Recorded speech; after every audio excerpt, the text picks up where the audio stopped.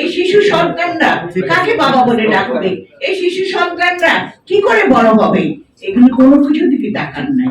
তারপর আমাদের সন্তানেরা অনেকে অনেকে তারা জীবন দিয়েছে।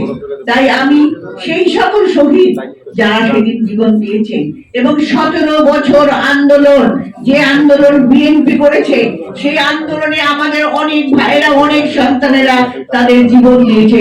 তাদের মুহূর্তে যে আন্দোলনটা আমাদের ছাত্র জনতা করে, সেই আন্দোলনে তিনি গণহত্যার মতো নির্বিচারে শুধুমাত্র তার ক্ষমতা ধরে রাখার জন্য তিনি সেদিন তিনি মানুষকে নির্বিচারে গুলি করে হত্যা করে।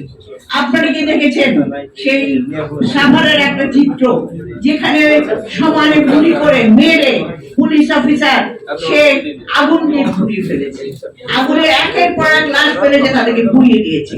কি নির্মম, কি নিষ্ঠুর।